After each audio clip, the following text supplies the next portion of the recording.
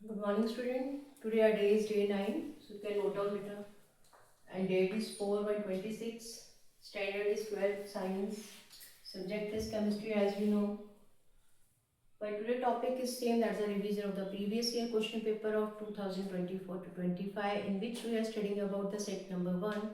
Right, in my last video I explained the section B to you.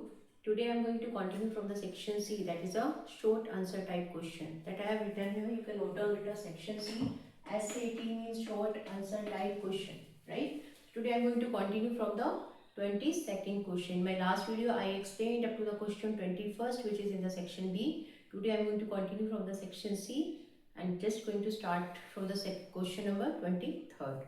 So read out the statement of this one firstly. 22nd question. A solution of glucose in water has a BP. BP means बेटा पहले ही बता रखा है आपको boiling point. BP means boiling point. इसका boiling point दे रखा है 100 minus 20 degree Celsius. Calculate the freezing point. हमें कैलकुलेट क्या करना है बेटा? Freezing point of the same solution. Freezing point हमें सोल्यूशन का निकालना है. दैट मीन्स हमें यहाँ पे TF निकालना है. But we have to find here TF, freezing point of the solution. Getting? After that step right molar constant for the water. अब बेटा वहाँ पे हमें मोलर कांस्टेंट दे रखे हैं वाटर किसके? Molar constant means KF, freezing molar constant, KB, boiling molar constant. Boiling molar constant is derived from the elevation boiling point, and freezing molar constant, that is KF, is derived from the freezing point. Depression in freezing point, that are the colligative property that we have studied in your electrochemistry chapter, that is chapter number 2, right? इसकी values बेटा दे रखी है. KF means हमें molar freezing point constant दे रखा है, that is 1.86 kelvin kilogram पर मोल, और KB हमें बॉइलिंग मोलर बॉइलिंग कांस्टेंट दे रखा है 0.512 केल्विन केजी पर मोल, राइट. और हमें फाइंड आउट करना है बेटा फ्रीजिंग पॉइंट, और हमें KF भी दे रखा है, KB भी दे रखा है. अलॉन्ग विद दैट हमें एक और चीज दी हुई है, that is your this solution of this one. इसका BP दे रखा है, बॉइलिंग पॉइंट दिया हुआ है. बॉइलिंग पॉइंट मींस हम किसकी बात कर रहे हैं बेटा? इसमें TB की. यहाँ बॉइलिंग पॉइंट आ जाए as a boiling point means TB ही दिया हुआ है. यहाँ तक क्लियर हो गया बेटा? अभी हम इसको स्टार्ट करेंगे बेटा. As firstly you have to just write that thing during the solution of this one. The given thing that has near this question is the TB कितना दे रखा है अभी हमें boiling point? Already I told you 100.20 degree Celsius. That's why I have written here given. इसलिए मैंने यहाँ क्या लिखा है बेटा? गिवन लिखा है कि हमें ये चीज हमें दे रखी है. क्लियर? बट हम जब एलिवेशन बॉइलिंग पॉइंट निकालते हैं तो उसका फॉर्मूला क्या होता है? डेल्टा TB इक्वल टू क्या होता है बेटा? TB minus T0B means boiling point of the solution minus standard boiling point of that solution, right? तो standard boiling point हमेशा 100 रहता है. हमें पता है water का boiling point कितना होता है? 100. So in all questions you have to take the value of T0B, that is 100. ये माइंड में ही रखना है आपको. क्लियर? एंड TB बेटा हमें दे रखा है, that is your 100.20 degree Celsius. that I have written here. From that you can easily find the value of delta TB from here. यहाँ से delta TB आ गया बेटा, हमारा कितना आया? 0.20 degree Celsius. So in that way, firstly you have to find delta TB in this question. After that, as you know, ये तो बेटा हमारा एलिवेशन बॉइलिंग पॉइंट का फॉर्मूला होता है, जो आपको माइंड में रखना है. T0B. Is this clear? But अगर हम भी एलिवेशन बॉइलिंग पॉइंट को शो करना चाहें कि is this a colligative property, then you have to write down this one, delta TB equal to KBM. delta TB क्या बेटा हमारा? KBM. इसमें हम क्या करेंगे? m की वैल्यू निकाल देंगे, delta T0B delta TB upon KB, ये लिख लेंगे. डेल्टा TB कितना दे रखा बेटा? यहाँ पे हमें 0.20, और KB कितना दे रखा है हमें? ये भी ऑलरेडी दिया हुआ है क्वेश्चन में 0.512. That value I have written here. Just have to sort out this one, you will get 0.390 mole per kg. So in that way, firstly you have to find the value of molality, molar. यहाँ से m की value निकालेंगे बेटा. Getting? But similarly delta TF भी दे रखा है. Delta TF दिया है KFM. KFM means freezing molar freezing constant, और m की वैल्यू मुझे यहाँ से निकाली, इसमें पुट कर देंगे. KF हमें दे रखा था 1.86 और 0.39 that we are getting here. Just have to use this value here.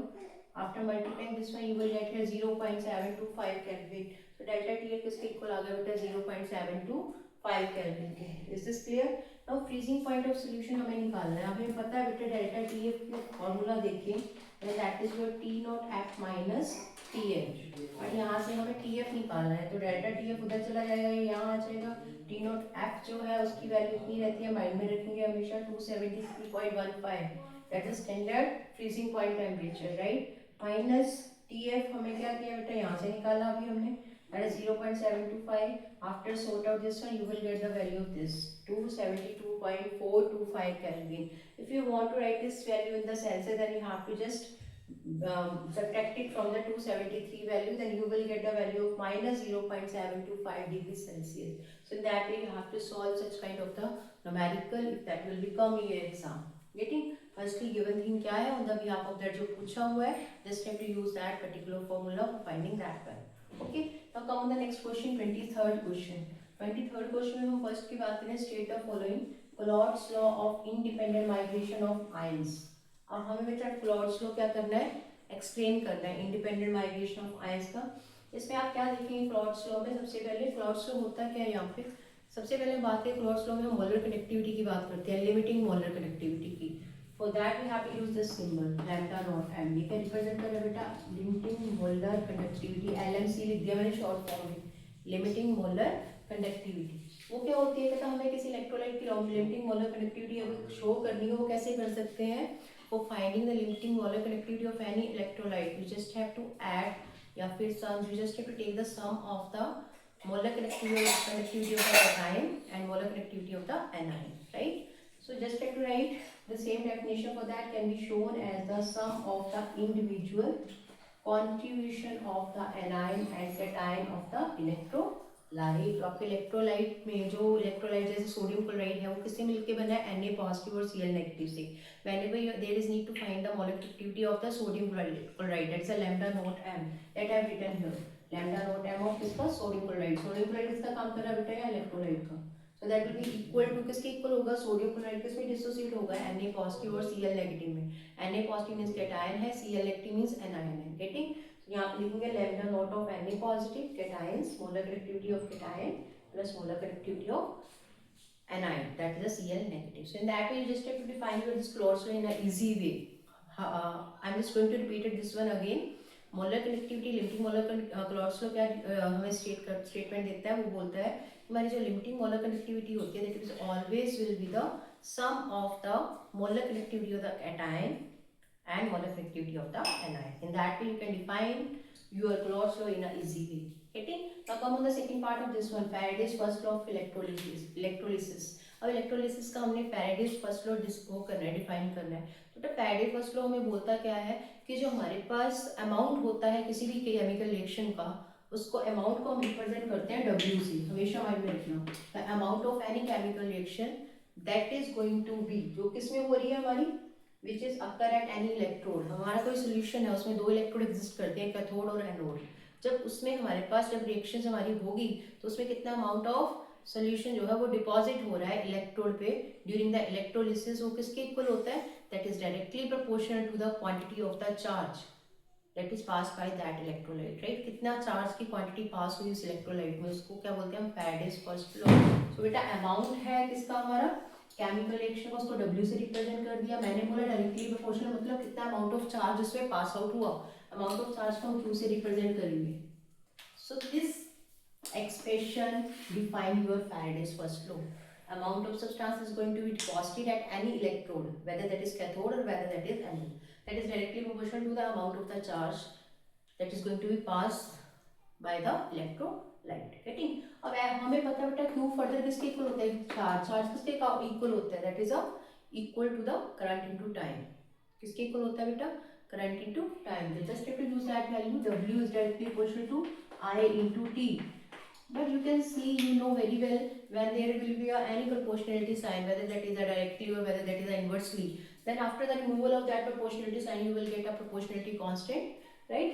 So after sort out this further, you will get here W is equal to Z into I into T. So that is the whole expression for your first law of Faraday's electrolysis, right? So mathematically way में you can define that one in this way. और definition तो मैंने बताई थी बेटा, on the behalf of this expression you can easily define the Faraday's first law of electrolysis. This is all about your 23rd question. In my next video, I explain the optional part of the 23rd, right? So today I'm going to finishing my today's lecture with your this 23rd question. By tomorrow, I will explain the next question. Okay, so in my today's teaching still, if you have any doubt in any question या in any statement, then you can ask your doubt in the comment section. तो मिलते हैं बेटा next video में within the optional part of the 23rd question of this same set. Thanks to all बेटा.